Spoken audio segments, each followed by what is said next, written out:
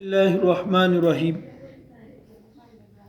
السلام علیکم ناظرین، میں ہوں دین کا ادنا خادم علامہ محمد اقبال قادری، سیالکوٹ سے، جامعہ رابعہ صادق تعلیم القرآن جوڑیاں خرد سے یہ ترجمہ تفسیر کی کلاس چل رہی ہے یہاں، اور آج ہمارا جو ترجمہ ہوگا یہ سورۃ البقرہ پہلا پارہ 36 آیت سے 39 آیات تک انشاءاللہ ہمارا سبق ہوگا۔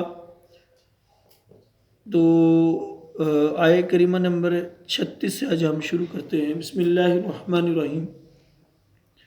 فَأَزَلَّهُمَا الشَّيْطَانُ، سب سے پہلے کل والا جو میٹر ہے اس سے آج کا مضمون اس طرح ملتا ہے۔ اصل میں بات چل رہی ہے اس پروسیس کی کہ جو حضرت آدم علیہ السلام کے بنائے جانے سے بھی پہلے اللہ تعالیٰ نے فرشتوں سے مشاورت کی، اس مشاورت کا اور حضرت آدم علیہ السلام کی کریشن کا، تخلیق کا جو مرحلہ تھا وہ چیزیں بیان ہوئیں۔ پھر وہ جنت میں رہنے لگے، پھر جنت سے دنیا میں کیسے آئے آج یہاں پہ بات کا ہم آغاز کرتے ہیں۔ قرآن کریم کا ایک کریمہ نمبر سورۃ البقرہ کی 36 آیت میں اللہ فرماتا ہے فَأَزَلَّهُمَا الشَّيْطَانُ، سو ازلہ پھسلا دیا، نکلوا دیا، ورگلا لیا، شیطان لفظ شیطان جو ہے یہ اس کا لقب ہے۔ تو اصل نام شیطان کا کیا ہے؟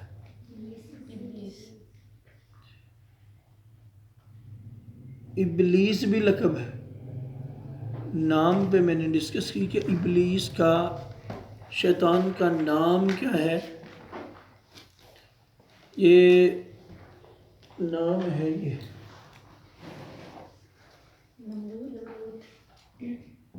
نمرود، تو خود ایک کافر ہے کہ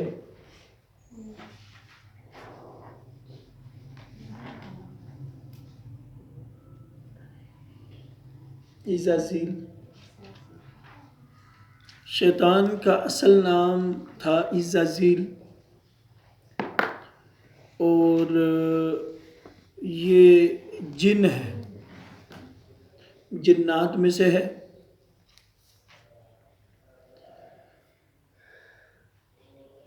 شیطان جو ہے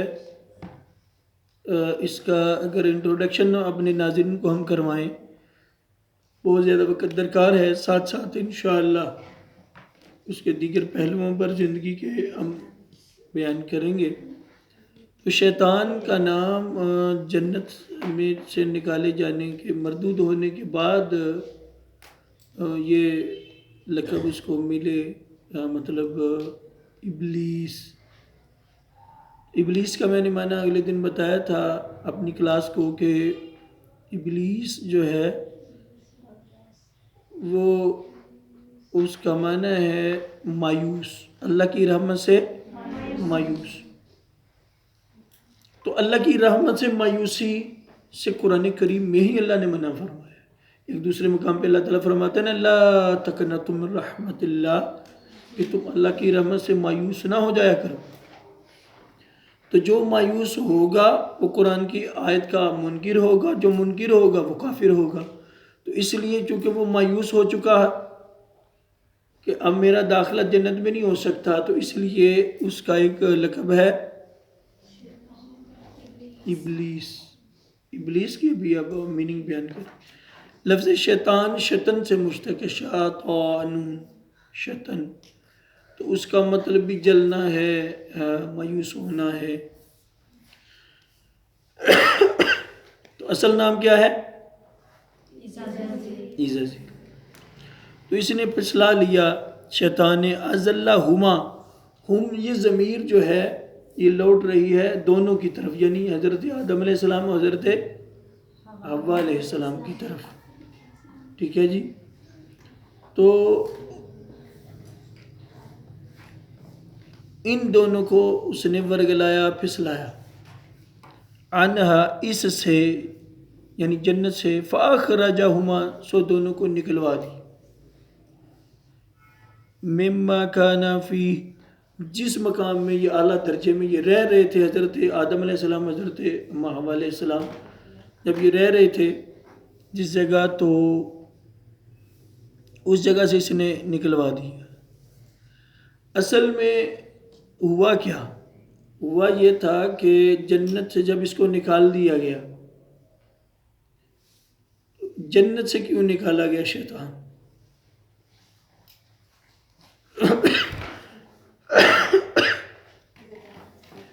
تو یہ چیز جو ہے پہلے آپ سنیں اور پھر جو ہے اس کے اوپر آپ لکھیں گے، پہلے سن لیں آپ، جو آپ کو پھر اچھا لگے گا نا وہ آپ نے پھر یہاں سے لکھنا ہے کہ وہ جنت سے کیوں نکالا گیا۔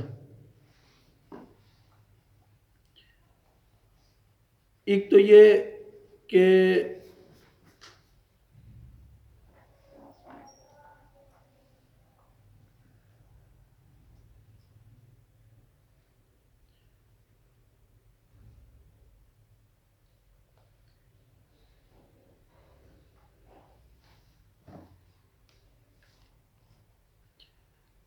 جب حضرت آدم علیہ السلام کا نا جسم بنا تھا، یہ لکھنے والی بات نہیں ہے، پہلے سمجھیں، بنا کے سوال کا جواب پھر آپ نے اس کو رائٹ کرنا۔ جب اللہ تعالیٰ نے جسم آدم علیہ السلام بنایا تو اللہ تعالیٰ نے جب ارادہ فرمایا تو بھیجا زمین کے اوپر جبریل علیہ السلام کو، وہ مٹی لائے، تو ساری زمین سے ایک مٹھی مٹی اکٹھی کی حضرت جبرائیل علیہ السلام نے۔ تو جبریل کی مٹھی کتنی ہوگی؟ تو جبریل علیہ السلام کا انٹروڈکشن ایک فل کتاب ہے بہت بڑی، جبریل کی جسم کی قداوری کتنی ہے، اسی مناسبت سے پھر حضرت جبریل علیہ السلام کا ہاتھ بھی اتنا بڑا ہے۔ یہ علماء نے فرشتوں کی طاقت بیان کی ہے کہ جبریل علیہ السلام اگر ایک تھپڑ ماریں تو ساتوں زمینیں، ساتوں آسمان چل کے راکھ ہو سکتے، جبریل علیہ السلام کی طاقت۔ مٹھی بری تو اس کو پھر اللہ تعالیٰ نے جہاں چاہا وہاں منگوا کے تو پھر اس مٹی کو گوندا گیا،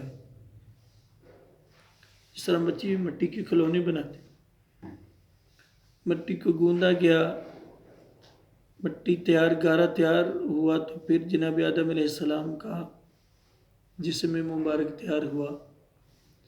60 ہاتھ قد تھا ابا جی آدم علیہ السلام۔ آپ لوگوں کو تو شاید یہ پہلی بات سننے کو ملے، ہاتھ عربی میں یہاں تک نہیں، عربی میں ہاتھ یہاں تک پیمائش، ہاتھ کونی تک، اور بعض جو ہے اہل لغت انہوں نے کہا کہ ہاتھ یہاں تک پیمائش۔ آپ کو شاید پتا ہو کہ جب کپڑا ماپا جاتا ہے تو گز سے ماپا جاتا ہے، گز اور ایک کیا ہوتا ہے میٹر، ایک ہوتا ہے گز، ایک ہوتا ہے گز ہوتا ہے 36 12 13 36 3 فٹ کا، اور میٹر جو ہوتا ہے وہ 40 انچ کا ہوتا ہے۔ اگر وہ لیا جائے وہ گز تو یہاں 3 فٹ بن جاتے، ایسے ہی ہے کہ نہیں؟ اور اگر یہاں تک بھی لیا جائے تو فٹ میں 12 انچ ہوتے ہیں اور یہاں 18 انچ بن جاتے ہیں، یعنی 1.5 فٹ۔ اب اس تناظر کے اندر آپ بتائیں کہ اگر حضرت آدم علیہ السلام کا قد 60 ہاتھ تھا تو فٹ کتنے بنے؟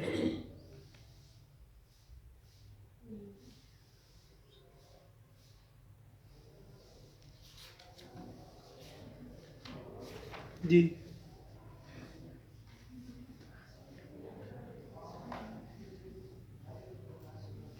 فرانس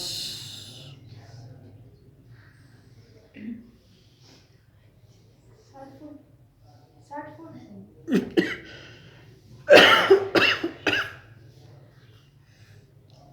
آپ تو انڈر پریشر بھی نہیں ہوتے، سمجھدار ہیں، تو پھر ضلع مقبال پبلک اوپن یونیورسٹی۔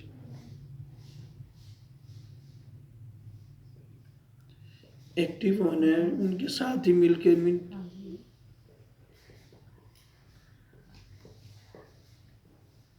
چل یہ کون سے کاموں میں سے کام ہے بھائی؟ ابھی بزرگ بتانے لگے ٹوٹل لگا لیا انہوں نے۔ جی مولانا 1080 فٹ۔ اچھا، واقعی جڑا نا یہ بجی کمزور شاہ صاحب بھی نے۔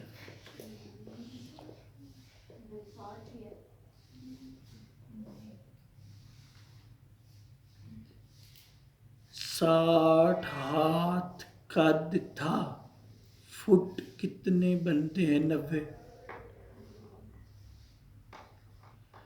اسکور چھڑ دیو، ہمیں پیسے ضائع بھی کر، مجھے لگتا ہے ادھر اکاؤنٹنٹ آفیسر میں بھی آپ چیک کی پھاڑ پھاڑ دیتے جائیں گے۔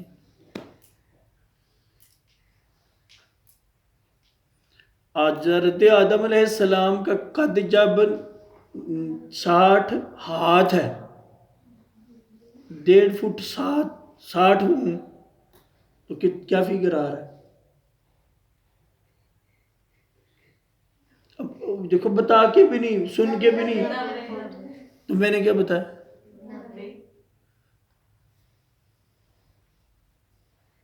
یہ کراچی سے بھی پار چلے گی، 1000 تھا فلاں۔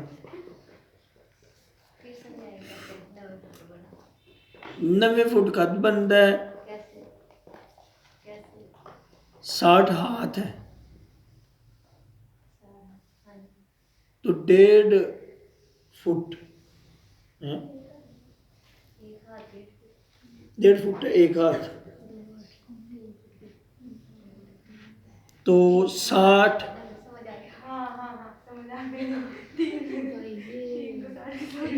اب پتہ کیا ہے، پہلے آپ یقین کر لیں کہ میں نے جو بتایا ہے کہ میڈیا پرسن اوپر جو چینلوں پہ جو پوری دنیا میں گفتگو جاتی ہے، تو وہ ہم یہاں بھی میڈیا پہ آپ بیٹھے ہوئے ہیں، وہ نتھو گہرے ماجے گا میں وہ ٹی وی پہ نہیں بٹھاتے۔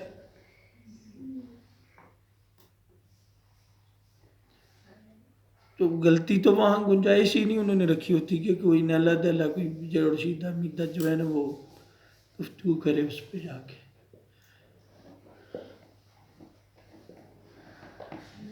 کدھر ہے مطلب آپ کو تو انچ گاز ایچی بیچی میں نے بتا دیا، تو پھر جواب نہیں آپ نے بن پایا۔ گھر کے سربراہ ہیں تو گھر میں پتہ نہیں پھر پیسے کس طرح آپ دیتے ہوں گے، پھر تو کمائی بجاڑ ہی رہے ہوں گے، پھر گھر میں ٹوٹل نہیں آتا۔ 90 فٹ قد حضور صلی اللہ علیہ وسلم نے کیا ارشاد فرمایا؟ اب آپ یہ سوال بنائیں کہ حضرت ابا جی آدم علیہ السلام کا قد کتنا تھا اور ہمارا چھوٹا کی قد؟ جواب، حضور صلی اللہ علیہ وسلم نے ارشاد فرمایا ابا جی آدم علیہ السلام کا قد 60 ہاتھ تھا، آہستہ آہستہ انسان کا قد کم ہوتا گیا اور سب سے چھوٹا قد میری امت کا ہے۔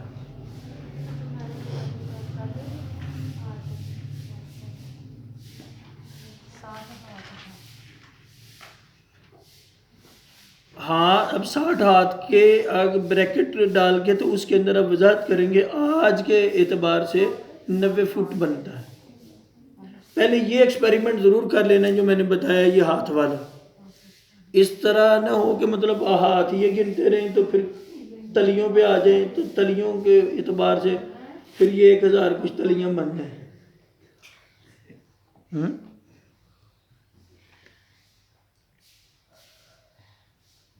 میں سمجھتا تھا کہ میں نے جو میٹرک کیا ہے نا میں تو ڈر جاؤں گا کہ جوڑیاں خود جا کے تو یہاں تو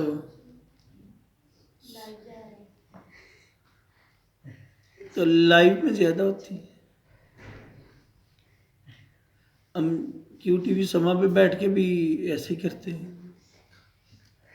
اب میں اس دفعہ رمضان ٹرانسمیشن میں بیٹھا تو چل رہا تھا وہ پتہ ہے نا چلتا ہے کوکنگ وغیرہ سارا سسٹم. تو اینکر ساتھ اسکالر مطلب بیٹھی ہوئی ہیں اور ساتھ میں ہوں اور ایک اور اسکالر بیٹھے. کوکنگ سے سیدھا آئے ہیں علامہ صاحب آپ کو بھی کچھ بنانا آتا ہے. وہ تو میں نے کہا آپ سوال کر رہے ہیں جنگ بدر کے بارے میں آپ آگے کوکنگ پہ آپ کو کچھ بنانا آتا ہے. تو پھر میں نے کہا ہاں آملیٹ بنا لیتے ہیں چائے بنا لیتے ہیں اور کچھ نہ کچھ اور بھی کچھ ڈشیں تو چلتا ہے جب ٹی وی پہ جب یہاں بھی چلے گا کیا ہوگا. سوال کیا تھا؟ حضرت آدم علیہ السلام کا قد 60 ہاتھ تھا. آج کے اعتبار سے 90 فٹ بنتا ہے. لکھ رہے ہیں ٹھیک ہے 90 فٹ بنتا ہے. اب ذرا غور کریں کہ اب اگر وہ لیٹیں تو یا ان کی قبر مبارک جو بنی ہے قد کے اعتبار سے بنی ہے.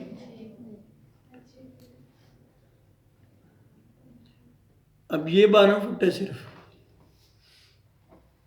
تو اندازہ کر لیں کہ 90 فٹ کہاں تک جاتا ہے. ٹھیک ہے. جب آپ کا جسم تیار کیا گیا نا تو آ کے نا ابلیس نے تفسیر روح البیان میں یہ لکھا ہے میں سوال بنا کے لکھواتا ہوں پہلے بات سمجھیں. اس نے سارے جسم کو دیکھا تو کھٹکھٹایا اس اندر سے خالی تھا. تو پھر کہنے لگا اس پہ میرا وار چل سکے گا. اور صاحب تفسیر البیان لکھتے ہیں کہ اس نے تھوکا حضرت آدم علیہ السلام کے جسم پہ. یہ میں نے ایک سوال بنا کے لکھوانا ہے. میں ایک بیس بنا رہا ہوں آپ کو لکھانے کے لیے کہ آپ کو لکھنے میں پھر آسانی رہے اور جس میں جو نکات سامنے آ رہے ہیں وہ جس میں آدم علیہ السلام سے وہ سامنے آئے آپ کے رہیں. جب تھوک پھینکا تو اللہ تعالیٰ نے پھر جناب جبریل علیہ السلام کو کہا کہ اس تھوک والی جگہ سے مٹی اتار کے پھینک دیں. تو وہ ناف کی جگہ تھی. ناف کیسے بنی؟ میں ابھی سواب ابھی تو سنے تو صحیح پورا واقعہ اب سیدھا لکھنے پہ آ جاتے ہیں. ابھی تو بیس ہے کہ آپ اس مٹی سے کیا بنا.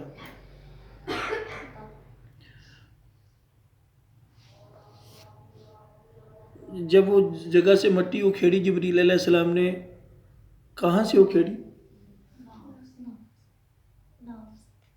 ناف کی جگہ. ناف بنی تب کب کس کی ناف؟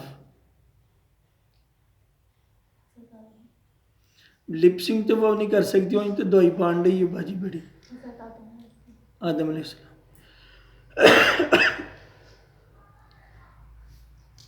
وہاں پھینکا کیا گیا تھا؟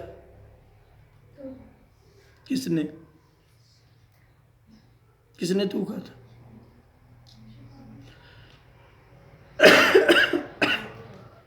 وہ مٹی کو الگ کر دیا گیا پھر وہیں سے ناف کا آغاز ہوا. ایک تو یہ وہ جو مٹی شیطان نے جس جگہ تھوکا تھا اس سے کتے کی کریشن، کتا بنایا گیا. تو ایک تو آپ یہ بھی لکھ سکتے ہیں کہ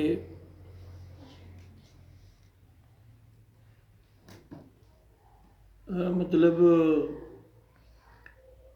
کتے کی پیدائش کیسے ہو. اس کا والا کیا حدیث کا تفسیر روح البیان چھوٹا قد میری مت کا ہے. اس کا والا اس میں جو ہے نا وہ المواہب اللدنیہ، یہ کیا میں نے ابھی بولا ہے والا تفسیر روح البیان، وہ تو آپ کو آتا ہی ہوگا. تفسیر یہ کس کا والا لگتا ہے؟ روح البیان، وہ جو پہلے آپ نے پوچھا ہے کیا ہے میں نے حدیث، قد والا پوچھا ہے. قد میری مت کا ہے، چھوٹا قد سب سے. وہ تو میں بتا رہا ہوں نا کہ المواد ہے نا اس کا. المواہب.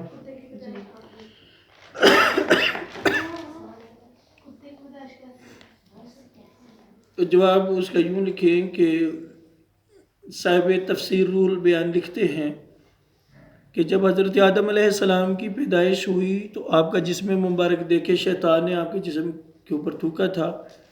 اللہ تعالیٰ کے حکم سے جبریل علیہ السلام نے اس تھوک والی مٹی کو جناب آدم علیہ السلام کے جسم سے اتار کے پھینکا تھا. اسی سے پھر کیا بنایا گیا؟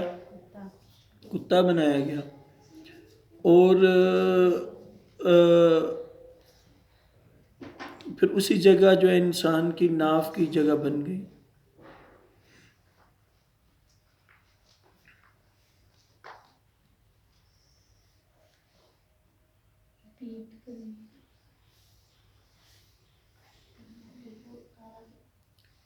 اب اس کے ساتھ اور بھی ایک جس میں آدم کی اب تھوڑی سی بات چل رہی ہے تو اس پہ میں تھوڑا اور بھی وضاحت کرنا چاہ رہا ہوں کہ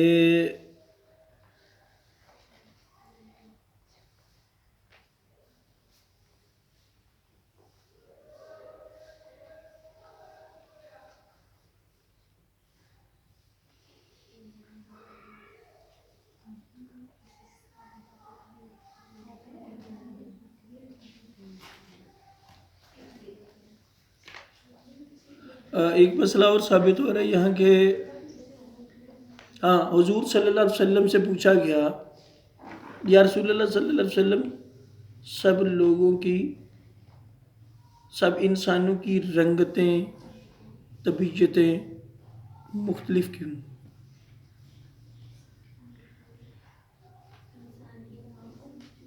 تمام انسانوں کی رنگتیں، طبیعتیں مختلف کیوں ہیں؟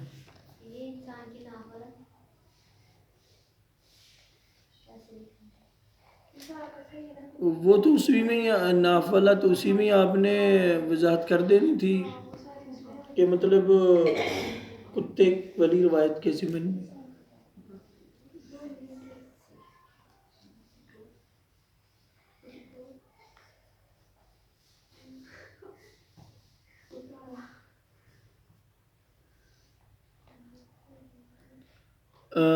تمام انسانوں کی رنگتیں اور طبیعتیں. تو حضور صلی اللہ علیہ وسلم نے ارشاد فرمایا جب جبریل علیہ السلام حضرت آدم علیہ السلام کی مٹی زمین سے اللہ کے حکم سے لینے آئے تو ایک جگہ سے مٹی نہیں انہوں نے لی تھی، پوری زمین سے مٹی لی تھی. تو پھر جیسی جیسی مٹی انسان کے جسم کو لگتی گئی ویسی رنگتیں ویسی طبیعتیں بنتی گئی.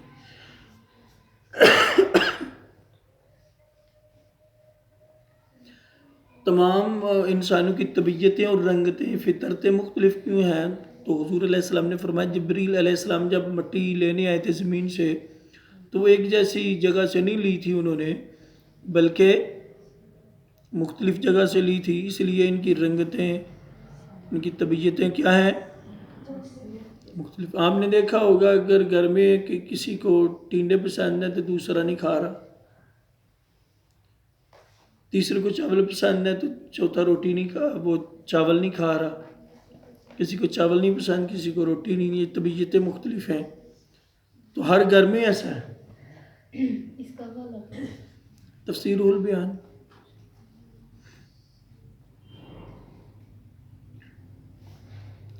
تو طبیعتوں کا مختلف ہو جانا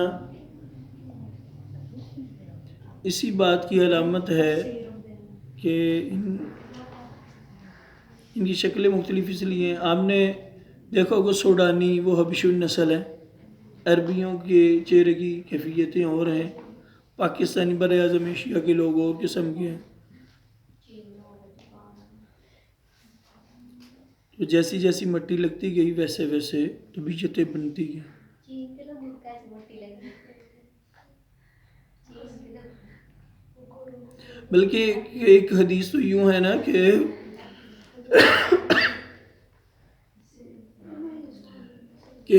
جس انسان کی مٹی جہاں سے لی گئی ہے وہیں وہ دفن ہوتا ہے.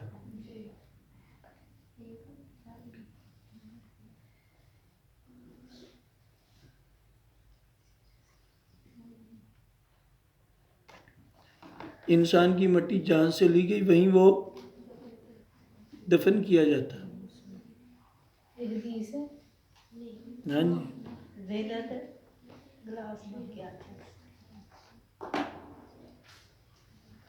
اس کا حوالہ بھی یہی اس کا حوالہ ہے شرح الصدور، شرح الصدور، الف لام صاد دال اکٹھا واو را علیحدہ، شرح الصدور.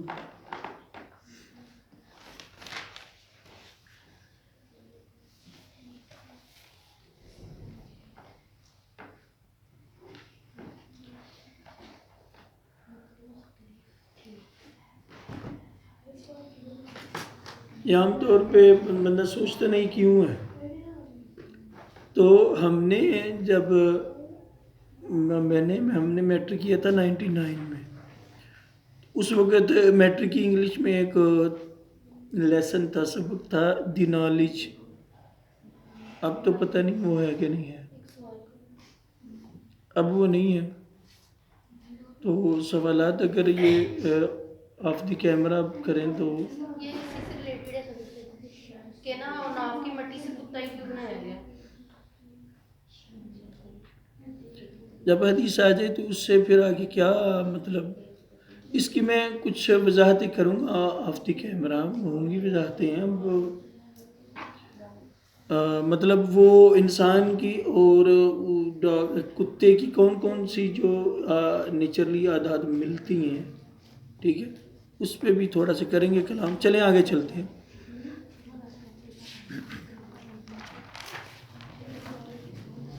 اچھا اب میرا خیال ہے اب یہاں سے ہم پڑھیں گے بسم اللہ الرحمن وَقُلْنَا اهْبِطُوا، یہاں سے ہے نا. ہم نے فرمایا کہ چلے جائیے بعضکم لبعض، اب آپ کی بعض اولاد بعضوں میں سے عدو نے ایک دوسرے کی دشمن. اب یہ جو ہم ایک دوسرے کے ساتھ دشمنی رکھتے ہیں یہ کس وجہ سے ہے کہ جو اماں حوا نے خطا کی تھی گندم کا دانہ کھانے کی، اس وجہ سے ہم جو ایک دوسرے کے ساتھ محبت نہیں رکھتے، یا یہ چیزیں پائی جاتی ہیں تلخ کلامی، دشمنیاں، عداوتیں. اللہ فرما وَقُلْنَا اهْبِطُوا، آپ تشریف لے جائیے زمین پر، بَعْضُكُمْ لِبَعْضٍ عَدُوٌّ، اب آپ کی اولاد بعضوں میں سے بعض کی دشمن ہوگی، ایک دوسرے کے دشمن ہوگی.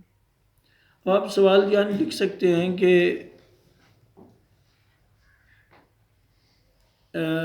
انسان ایک دوسرے کا دشمن کیوں ہے؟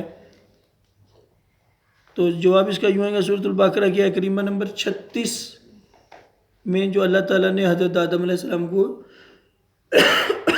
زمین پر بھیجتے وقت ارشاد فرمانا وَقُلْنَا اهْبِطُوا بَعْضُكُمْ لِبَعْضٍ، اب زمین پر تشریف لے جائیے کہ اب آپ کی جو اولاد ہے بعضوں میں سے بعض کی عدو دشمن ہوگی. تو اس آیت سے معلوم ہو رہا ہے کہ انسان کے اندر یہ خصلت، یہ نیچر، یہ صفت، یہ وصف رکھا گیا ہے کہ حضرت اماں حوا علیہ السلام نے جو گندم کا دانہ کھایا ان سے خطا ہوئی، تو اس کے سبب سے اولاد کے اندر اس کا یہ اثر پایا جاتا ہے کہ آدم کی اولاد ایک دوسرے سے عداوت رکھتی.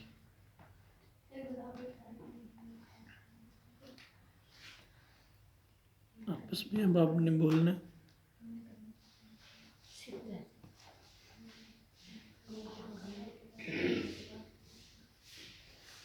اچھا جی، آگے ہے وَلَكُمْ فِي الْأَرْضِ مُسْتَقَرٌّ، اور تمہیں ٹھہرنا ہے زمین پر، تمہارا ٹھکانہ ہے زمین پر، وَمَتَاعٌ إِلَىٰ حِينٍ، اور فائدہ اٹھانا ہے ایک مدت تک۔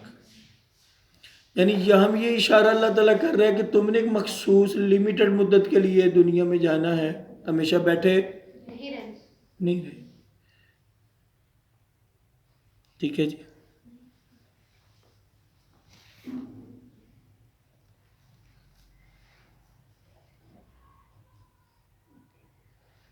آگے فَتَلَقَّىٰ آدَمُ مِن رَبِّهِ، تو سیکھ لیے حضرت آدم علیہ السلام نے کلمات اپنے رب سے، فَتَابَ عَلَيْهِ، تو اس نے توبہ قبول کی ان کی، اِنَّهُ هُوَ التَّوَّابُ الرَّحِيمُ، وہ بخشنے والا مہربان ہے۔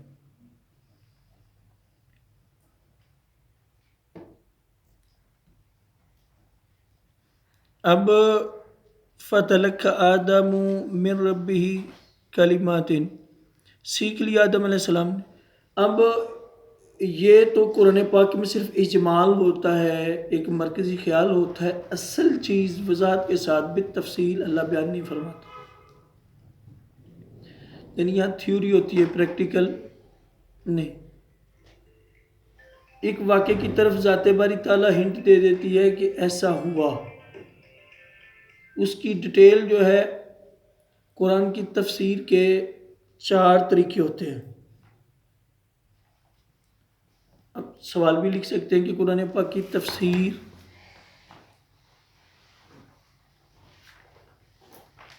کہ کتنے اور کون کون سے طریقے ہیں، تو تفسیر قرآن پاک کے 4 طریقے ہیں۔ ایک قرآن کی تفسیر قرآن کی آیت سے، ایک قرآن کی تفسیر قرآن کی آیات سے، دوسری قرآن کی تفسیر حدیث رسول سے، اور تیسری جو ہے فرمان صحابہ سے، اور چوتھی اجماع علماء، اجماع امت سے۔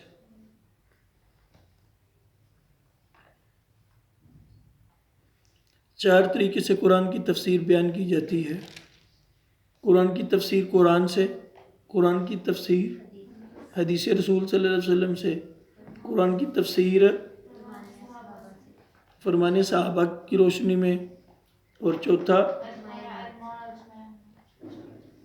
اجماع امت سے۔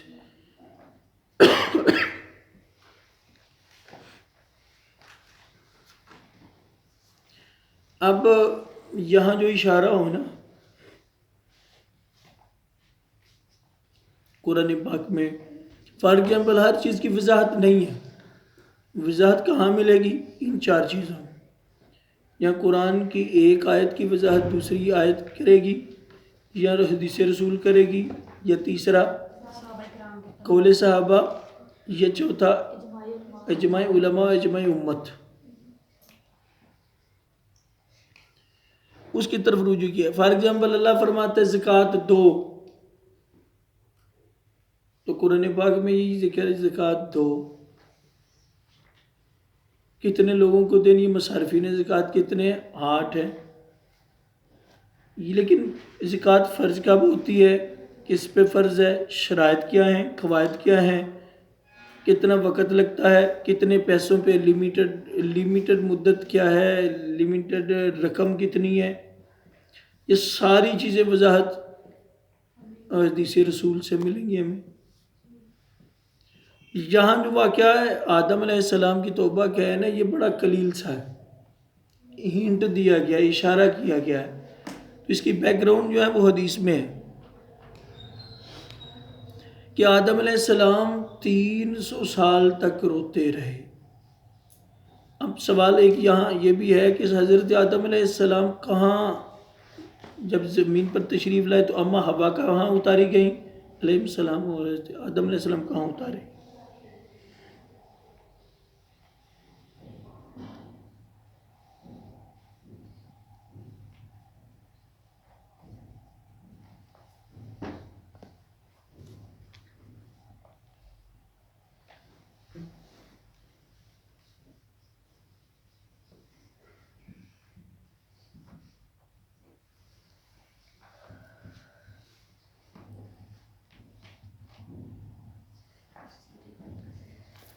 حضرت سوال کیا ہے؟ آدم اور حوا کا متعلق ایک حدیث میں ہے کہ حضرت آدم علیہ السلام انڈیا کے پہاڑوں پر اتارے گئے. دوسری حدیث یہ ہے کہ سری لنکا کے پہاڑوں پر اتارے گئے. اور حضرت اماں حوا علیہ السلام جدہ جو عرب کا شہر ہے وہاں اتاری.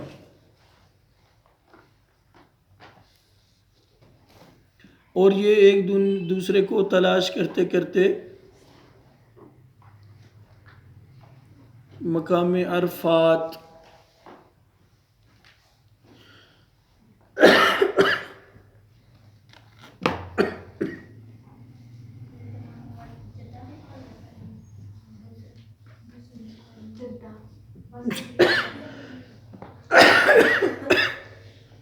ایک دوسرے کو ڈھونڈتے ڈھونڈتے کہاں ملے؟ مقام عرفات.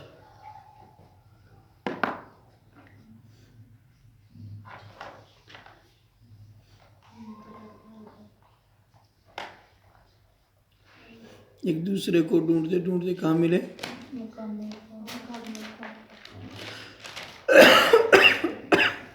یہ اوپر والا کس کا سوال ہے؟ میں ابھی تھوڑی سی بات پوری ہونے دیا کرے نا تو شاید کوئی اور چیز رہتی ہو کہ ایک دوسرے کو ڈھونڈتے ڈھونڈتے کہاں ملے؟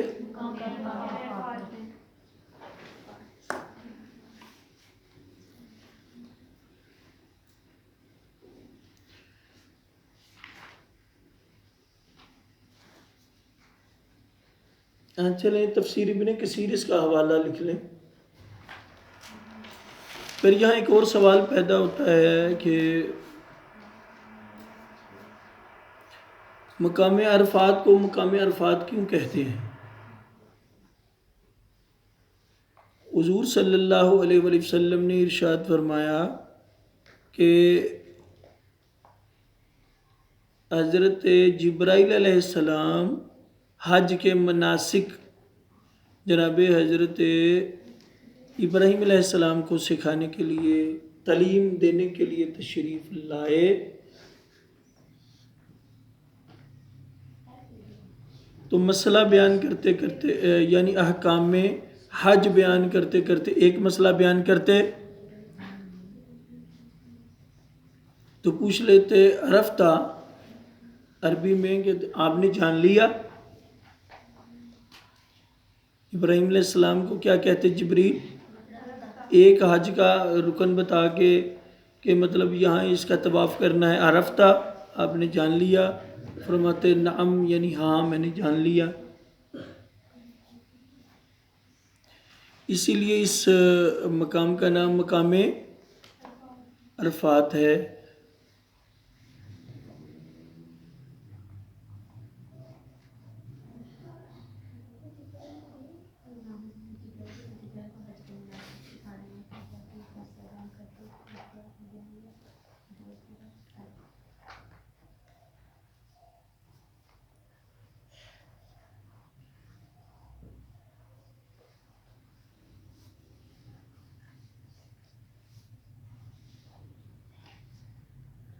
اور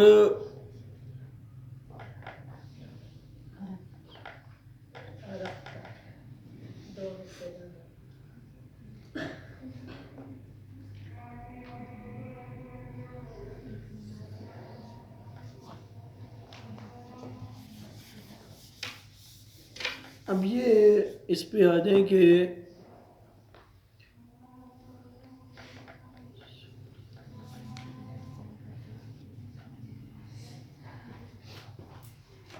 یہ تھوڑا سا وہ آگے وضاحت آنے والی میرا ذہن ہے کہ ابھی کر دی جائے وضاحت، کیونکہ ان کا تعلق بھی حضرت آدم علیہ السلام سے ہے کہ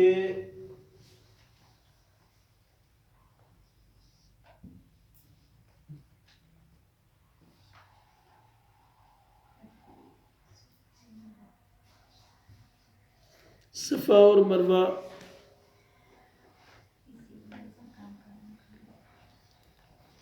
یہ کیا ہیں اور ان کا نام یہ کیوں رکھا گیا؟ بدہضمی ہو گئی آپ کو؟ کیا کہہ رہے ہیں؟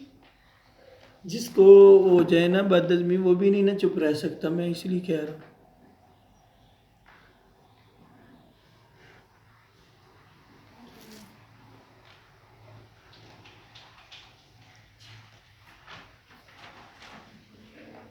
صفا اور مروہ ان پہاڑیوں کو کیوں نام رکھے گئے؟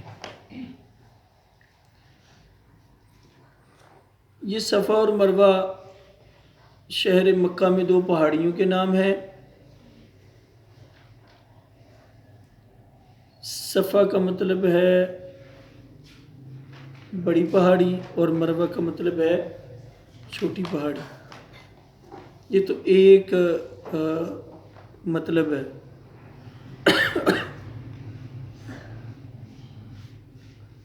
اور دوسرا قول یہ ہے کہ صفا کو صفا اس لیے کہتے ہیں کہ یہاں حضرت آدم صفی اللہ بیٹھا کرتے تھے،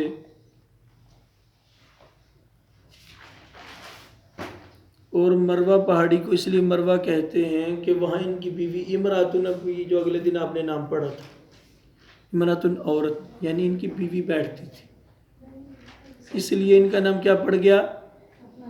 صفا اور مروہ پہاڑی۔ صفا پہ صفی اللہ بیٹھتے تھے، مروہ پہ امراتن آپ کی بیوی بیٹھتی،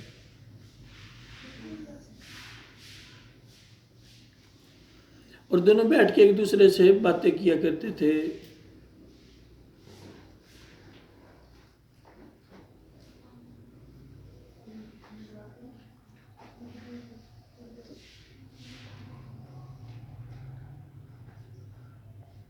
اب اگلا سوال لکھیں۔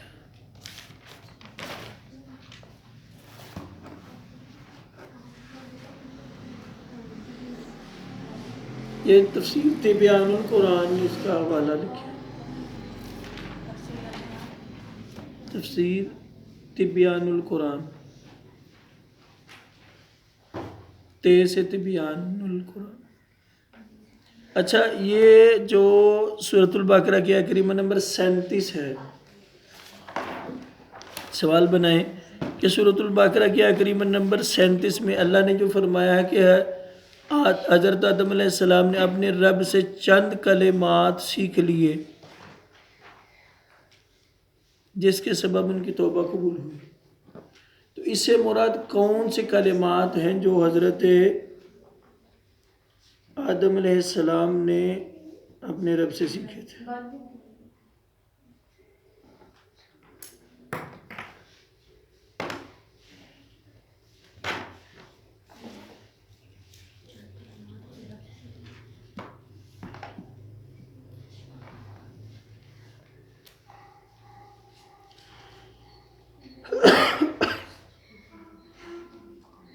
آج جمعرات ہے۔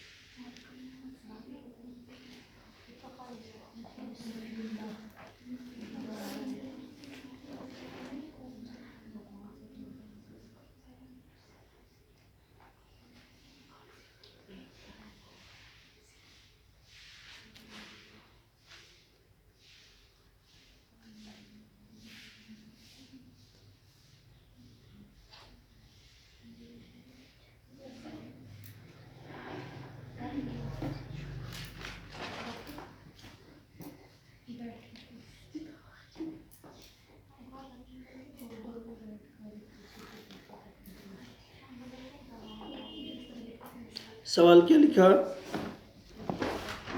बाकरा की आयत नंबर 37 में अल्लाह ने फरमाया हज़रत आदम ने अपने रब से नाम सीखे वो कौन से चंद कलमात था जिनके ज़रिए आपकी तौबा कबूल हुई।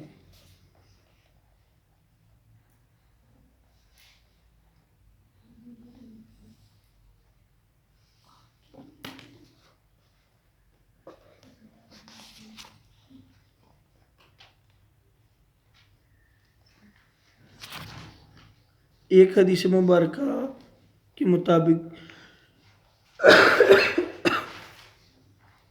एक हदीस मुबारक के मुताबिक